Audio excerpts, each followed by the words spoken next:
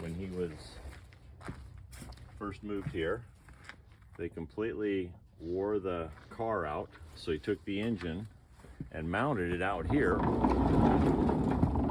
drive this, which is a grain grinder. Wow. So run the engine, grind the grain. Up here is you'd put the raw grain up here that he would grow, like the barley or wheat. And you open that, it comes down here, feeds into this hopper. You grind it, goes over here to this little bin here, which then feeds this. And what this is, a paddle wheels, like little paddle wheels that lift the chopped up barley up over and then drops it into a bin there and another bin in here. So what you'd end up with is raw grain that's augered into the top, ground, and then brought over here and then put into these two bins. Wow. So And just then like, downstairs, it feeds from these bins down to where you'd feed it down below. automatically? No, I can show you when we go down. We bought this thing, which is called a hammer mill. Does the same thing, just chops up grain. And that pulley right there connects with this belt. So now this engine drives this belt, goes over to here, and then he uses this for the next 40 years or whatever. Now this one, there's a pipe here that used to come out, go through the roof, come down, and then go into each of those bins. There's 3 bins over here. But you're not So he using would it. chop barley, and he had filled these completely full of barley and wheat. Wow. Chop. But So- it's not used currently. No, we haven't started that motor in a long time. Yep. With the find one's better here. It's the pegs. So it basically set out here, and there's actually pegs in the end that hold it together. So see the peg here? So this would be a tendon that comes in here, and there's a peg that holds this. But Into they there. only put it on the sides, right? Like not. Well, no. So this thing here has a, center. So that beam has an extension that goes clear off into inside. here. Yeah. Right. But what I'm And saying. you just put that one peg in to hold that from coming out. Is that the question, or? Yeah. I usually like they didn't put pegs here in the middle. Well, on the middle. there's the same bits. thing over here. Middle too. I didn't see peg here. Maybe driven in from the other side. Oh, okay. These were added later. Okay. When this barn was originally built, you put loose hay in the loft. Oh. So, and I'll show you when we go up there, but they would bring in loose hay in the loft, stomp it down, and then there were chutes that would come from the top. There's openings here. See this opening right here? Yep.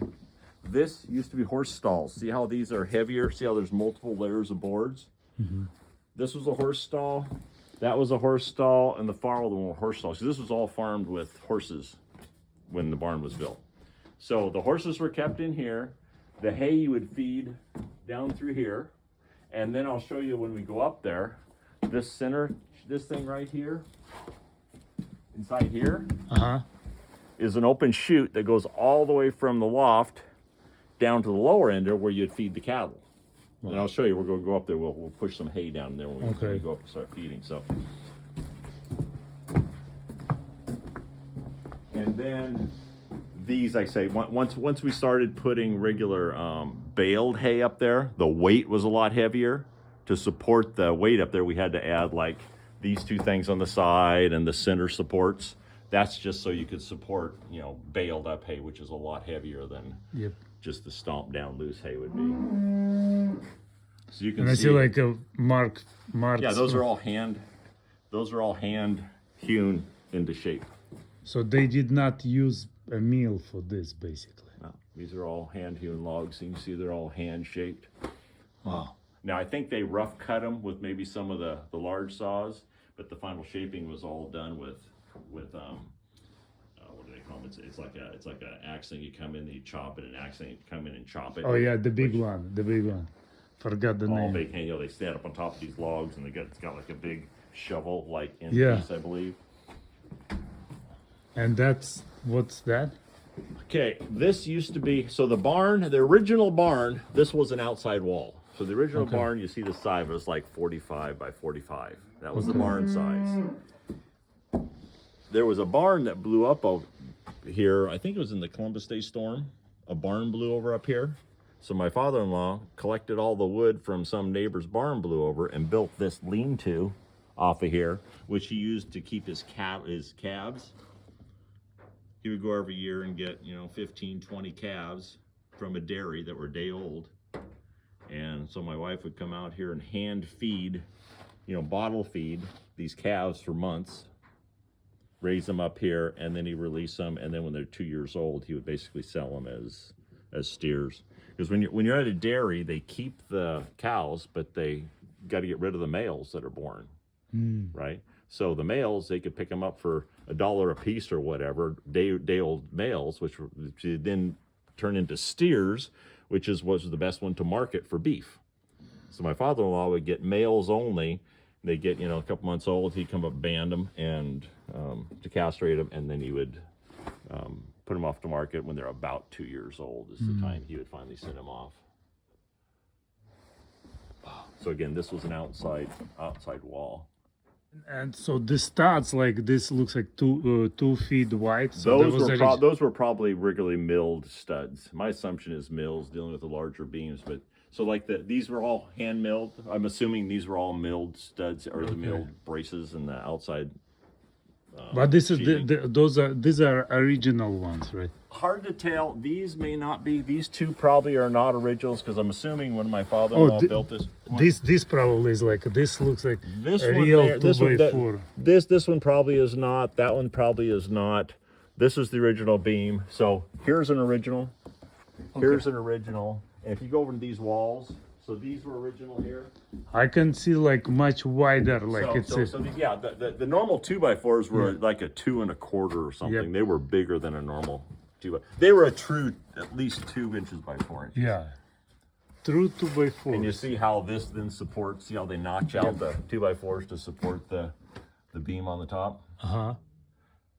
And I can't remember whether it's a separate one or whether these were the ones that went all the way up. I think these were actually one piece that went from here all the way, I believe, up to the wall for the second level you'll see. Okay. And I think it ends up here. It goes from here clear to the top. So they're not 8 foot. These are like 20-foot long 2x4s by the time you get all the way up through. And apparently they did an inside wall on this. I'm not quite sure why this part of the barn was actually, they did an additional inside wall. If you look over here where they had the horses, they also did some inside walls part way up so the horses, I think, wouldn't kick through this outside board. So if you come into these stalls, like everywhere you see like these extra mounds, there's another hole that goes from here down to the bottom area. So where the horse stalls were at, they would do these stem walls part way up, I think, so the horses wouldn't kick a hole through the outside wall. That was my guess.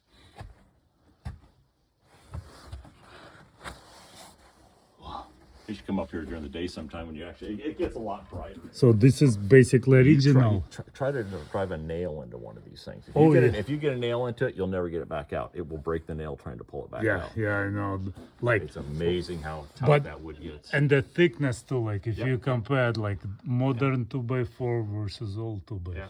So a lot of these center stud stuff, like some of these, were some of the original. So here was like one of the original 2x4. There's two of them side by side. But this was some of the original wood that was still around here from the original lumber that was milled, I believe.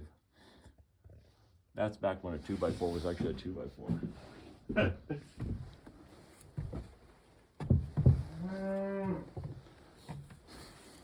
Smells really good.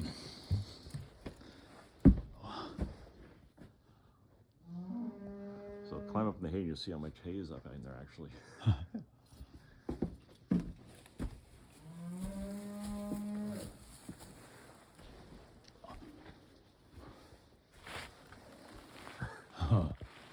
And the bottom, when we got the hay done this year, it was stacked clear out to the door.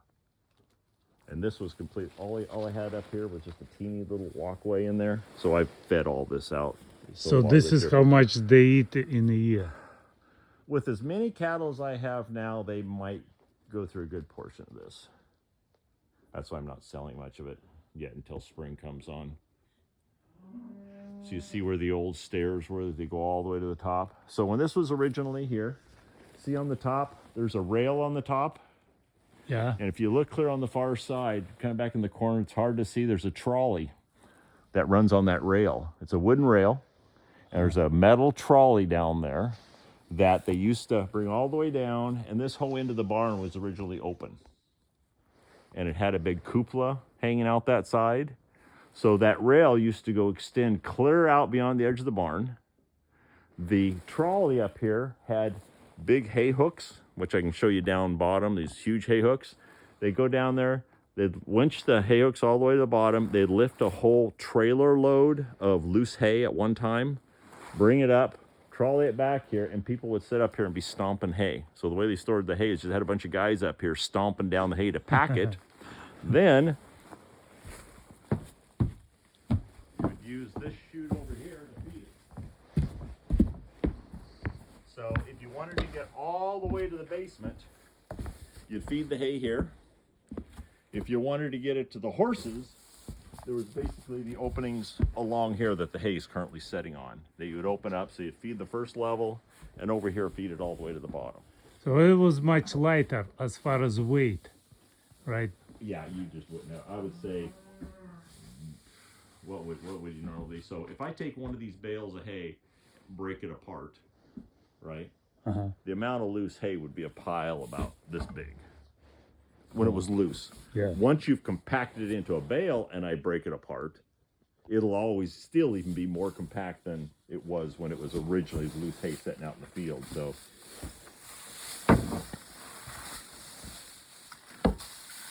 So even when we started putting mountain more hay, for years my father-in-law would only put four bales high up here. But when we went to the 5 bales, I went in and added even some of more of those center supports.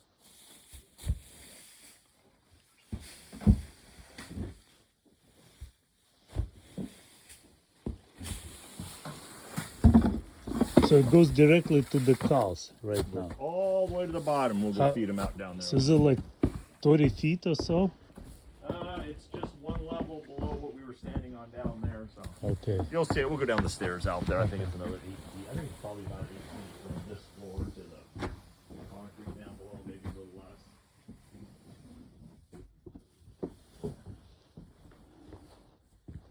But yeah, that date is our best guess of when it was originally built. So this is roughly 8 by 8 post.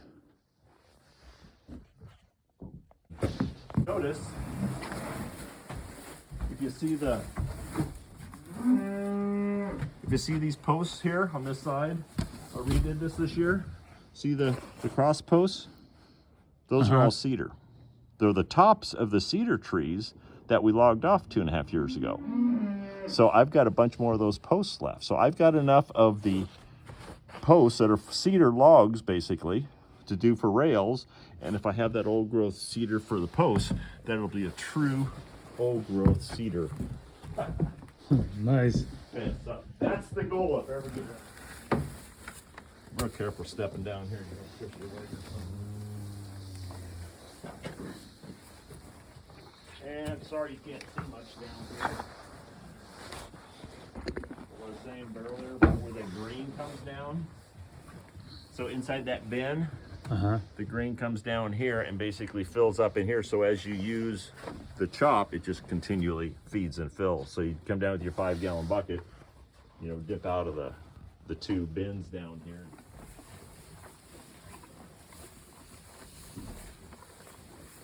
And see how the whole foundation of this barn is built on stone. So this stone? All the posts are sitting on stones. Oh, so this is original stone. Original stones, but then my father-in-law came up here with a lot of them, and he made a foundation around it, like this here. He came down, poured a form, and then poured concrete in it. But all the original stone there. If you look out here, you'll still see some stones. Every one of these posts was originally on stones. So this one he had changed out and made a concrete form and did this one down here because this is a newer post. So there's one of the original posts there. You see the stones down below that it's sitting on? Yeah. And if you look out in the center section, you also see a number of them that are on stones.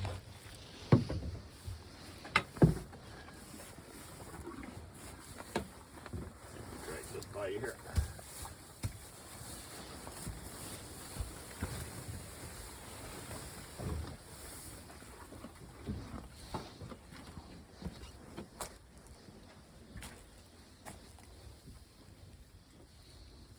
And Yeah, they just put it on stones. Yep, that's all it is. It's This thing is amazing. sitting on stones. It's not, So, there's no posts in the ground. and it's not sliding anywhere. Nope, just sitting on stones. And this, the corner support is very interesting too. Like this is, over time he's added things. So see that beam there? You get that posted rotted out at some point in time. So he'd come up here and added some of those pieces. I'm assuming that's something that someone has done way after it was built. Probably because it was an outside wall on the original old piece. Wow, this is my guess. bas- This is an original one here. Looks like. so basically just the little stone, not little stone, but a stone. That particular one's pretty small. Yeah. Wow. Yeah, all on pegs. You'd think that they'd be posts in the ground, right, to hold it up straight. No. No, this whole barn is sitting on pegs. But then if it moves, like it all moves together, right? It would have to, right? But just the structure of it and the weight of it keeps it from blowing over. This is the only barn on this whole hill that lived through the Columbus Day storm. I don't know if you've heard of the Columbus Day storm No. that happened in this area. Uh-uh. It was like 19, I was like, is it 1963? I was like 4 or 5 years old. I was living up in Washington at the time. My wife was living here. But every barn on this hill blew over except this one. Wow. Good This barn. This barn originally had cedar shakes for the roofing. Uh-huh. They're like these 3-foot long cedar shakes. Hand split cedar shakes. And then Columbus Day storm came and one of the barns down the road blew over, so my father-in-law bought the old aluminum roofing off of it. Came up here and put the aluminum roofing on top of the cedar shakes. Oh, so it still has the cedar shakes. Not anymore. Up until a few years ago, this barn, yeah, had aluminum roofing on top of cedar shakes. Well, that was in 1963.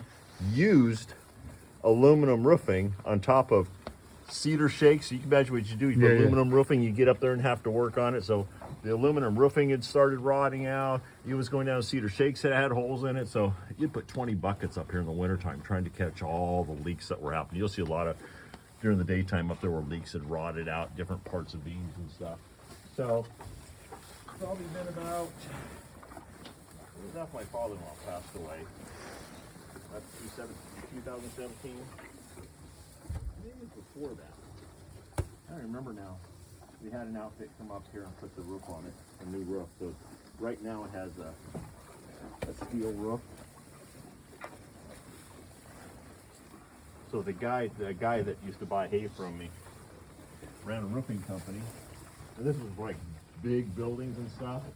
A number of the huge structures down in Portland. You know, he did all the roofing and siding, metal work for.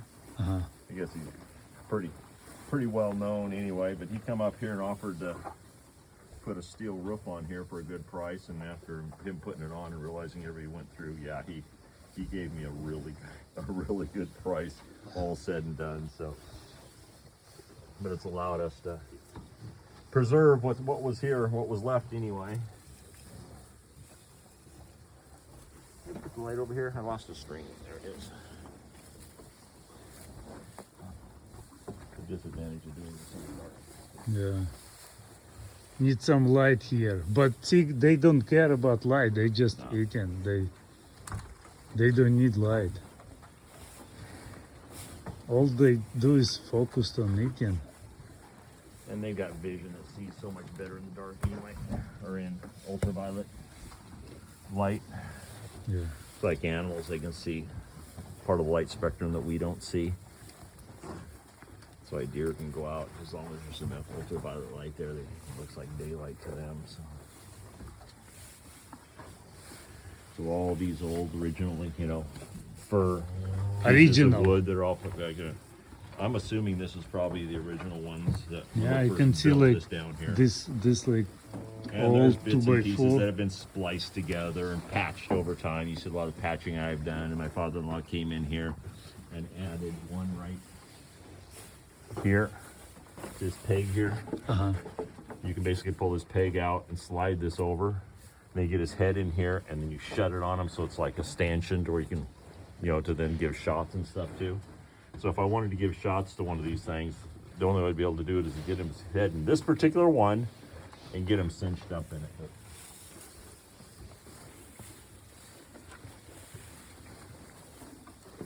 This has been pieced together and pieced together Wow. for so many years. Thank you very much for showing me this.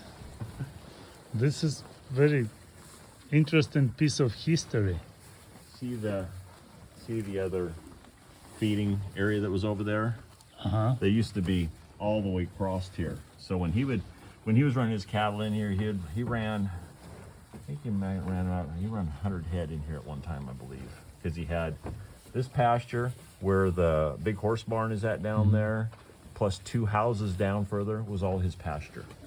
So he had like 35, 40 acres of pasture down here, and then, you know, like 8 or 10 acres of pasture up on the top.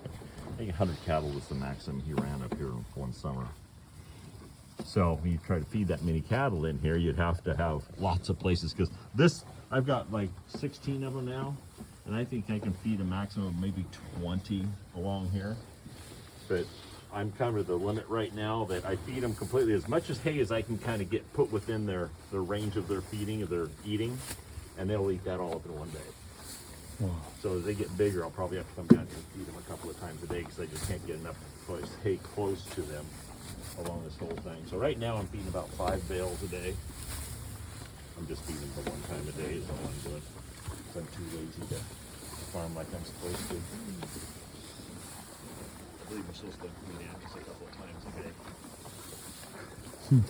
But I just keep hay in front of them the whole time. I'm gonna slide by you here with that. No light is super dark. Yeah. Once you're down here and your eyes kind of get used to it, then that one light's enough. I can kind of do all this. But the minute you turn like a camera, turn a camera like that on, you know, your pupils shrink up, and then you can't see anything when you turn it off.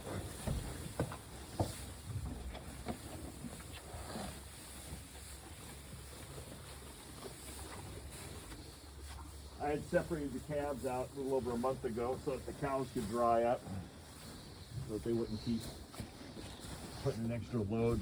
When the cows were still supplying milk, it was really causing them to get run down, lose a lot of weight.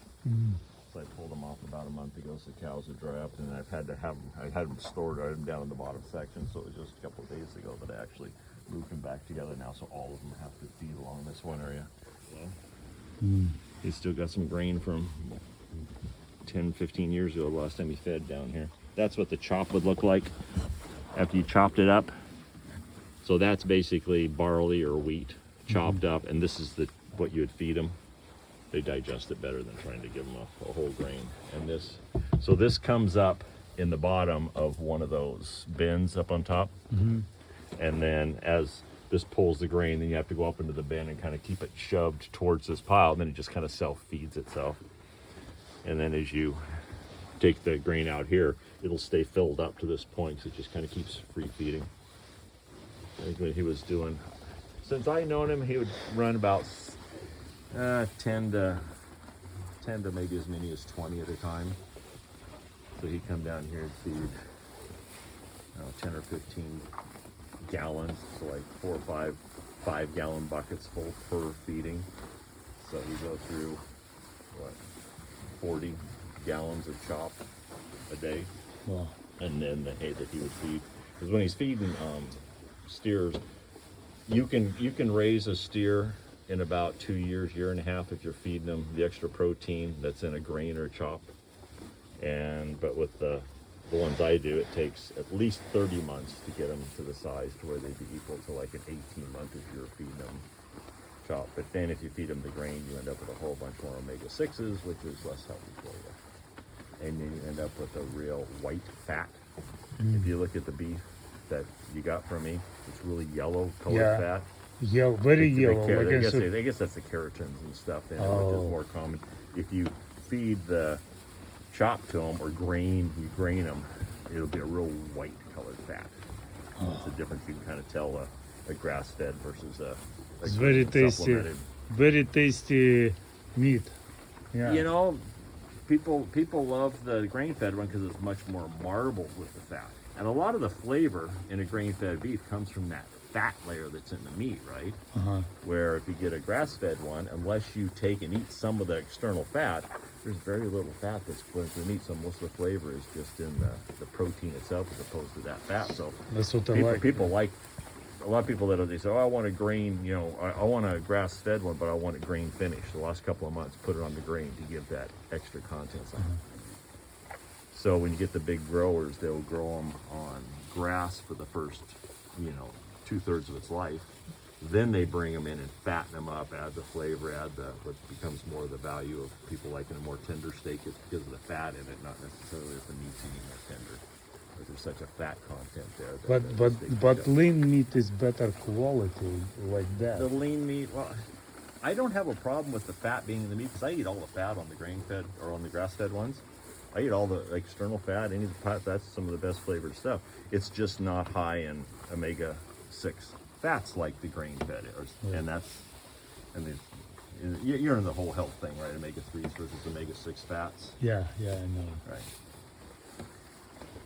But it's definitely a different, I mean, it's a different flavor to it. So it's this one right here. Really red. He's the most friendly one of the whole bunch. He'll put up with anything. Nice.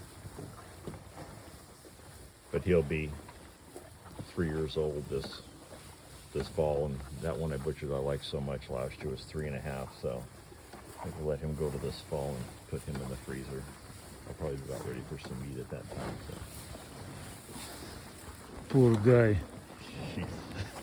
He's become super friendly. His two siblings were the ones that got slaughtered this year and sold. He was the smallest one of the three. That's why I kept him. Where do they sleep? A lot of cows will sleep just standing up. Oh, just in up with it. A lot of them stand up, and others so they're just wherever they go out here. What they like to do is where you've had cow manure down that it's kind of dried or isn't just sloppy wet, adds a layer of insulation above the concrete. So they like to lay on the pile of where some of the manure's kind of dried up and stacked up. I think it's warmer for them.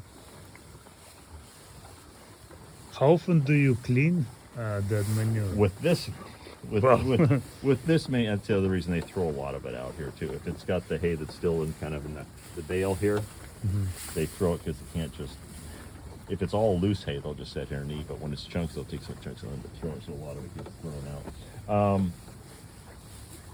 I've been cleaning this about once a month is what I've been doing.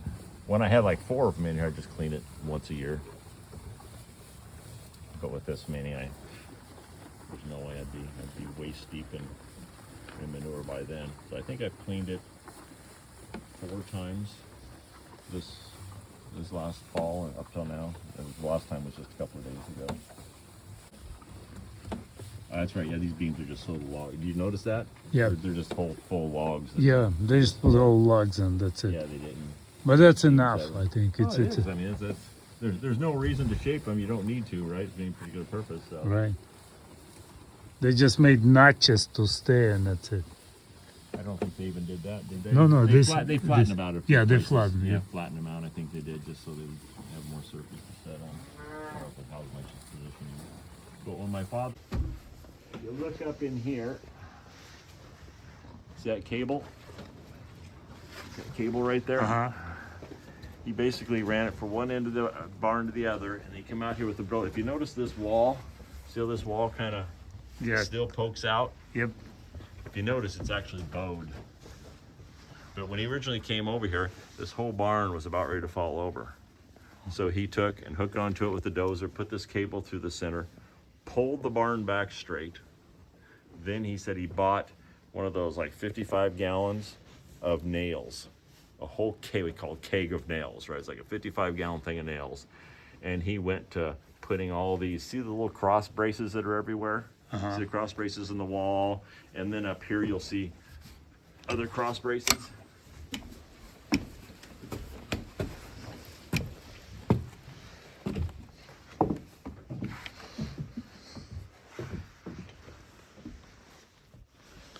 So see these cross braces here, Yeah. and all these cross braces up here. Uh-huh. He added all that and went to nailing every one of these boards on the outside. He drew new nails into. So he re-nailed every single board on this, put all these cross braces in here to keep it from falling over again. So if he hadn't have done that, this barn would have been history.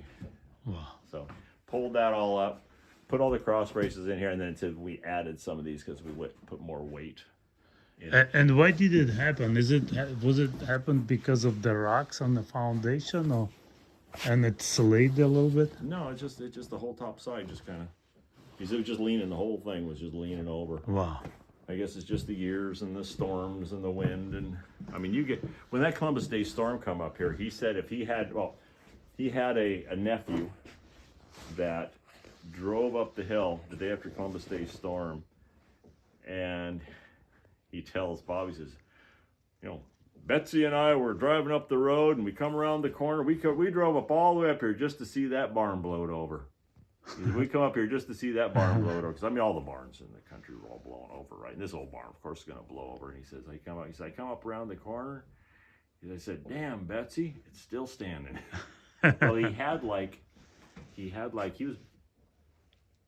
must have been baling hay still at that time, because he had the barn full of hay. He also had these 3 bins completely full of, each of these bins was maybe 20 ton of grain in them, right? Oh. Had those grain bins completely full, had all that hay in it, so it was like a rock. It's going to take a whole lot of wind to move that much mass. It's kind of a surface area versus structure, right? Once you get that much weight on here, that surface area was not going to push that much weight, getting accelerated enough to. Yeah. So he says that's probably all that saved that barn. Every other barn up here was all blown down. But it got tilted after that. Oh no, it was tilted. This was before. This is when he came. He came up in the 40s, and this storm was 20 years after he was up here. So again, whether some of his bracing even helped or not, I think it was more a fact that, over the years, the nails had kind of loosened and whatnot by him going out here and re-nailing all those things was probably a big piece. Again, that lean-to is not on there because he built the lean-to from one of the barns that had blown over up here. And then he got the roofing material for this up here, the second layer of roofing, from another barn that was blown over too. So I think it was another barn. Wow. Thank you very much. Yeah, so give some good ideas now. Oh, ever normal granary. Without written consent of the ASC County Committee. So looks like some old regulation thing. Yeah, he had this huge ladder. He was able to get up almost to where he could reach almost the bottom of the window with his ladders. Right? And he'd take a single bucket of paint all the way up the ladder, take his roller, dip it in there, go up, do it, go back down, up and down and up and down. He painted the whole freaking barn. And then on the top, he went up there. If you notice that top window, when you're up in the loft, right? Here's the loft height right here. See, that window on the end is about this high to your knees. So right there, that the bottom is yours. So the loft level is about 2 boards above this. That's how high that window is inside the loft. What I do is I've got hay stacked up, and then on top I got 5 bales of hay stacked up, right? On top of that, I put 3 or 4 more bales on top of that. Then you go up and stand on the top bale, and the window's about right here to you. Wow. So he would basically climb up all the way inside, hang his ass out that window, and paint the top part of that hanging out from that window up there. How he did, I wasn't here when he was doing it. He told me about how he did. I'm going, that's insane. Yeah, that's I had insane. one- It's like what? It's 40 feet at least, right? I have no idea. My barn over there is 26 foot high. I believe that's what the peak is on mine, Okay. but it's nowhere near this. So if each of these was 3 foot, so if that was 8 foot, and that was 8 foot, and you're probably another like 12 foot, you know, to the base of that window. That would be what, 16, 26, 27, 29. You're 29 or 30 foot to that window, and there's probably another 10 feet above that. So yeah, it may be almost 40 foot high. Wow. And that roof doesn't look like it, but you can't hardly stand on that roof. It's steep enough that you can hardly stand on it. It's the pitch of the roof is so Yeah, high. it looks like 45-degree almost. They had a machine that was out here, one of those lift machines, and that thing lifted clear over the peak of that barn. They were able to go to the bottom side down in the pasture Uh-huh. and lift stuff with that lift all the way to the peak of the barn. That thing was huge, extended up here. So I can just imagine. I said, imagine trying to put a roof on this thing. Yeah. For days they had guys up here doing nothing but just when they peeled that old See that? siding off, right? You had Yeah. all that aluminum. Then they peeled up all that cedar. We had piles of those cedar shakes all the way around this barn, probably about this high, just pile of it. And so I came out and took all the nails out of every bit of it, piled it up, and I've been using it for kindling for the last, how long has it been? 15 years maybe, something like that. It's been the kindling that we've been using. I cut the very last bit of it into, they're like 3 foot long. So I made this little thing that I can put the shakes into, and I could bundle them with baling string, and then I can cut them into 3 sections. So I got these little like foot long bundles of cedar that are just right to bring in the house and start the wood with, start the fire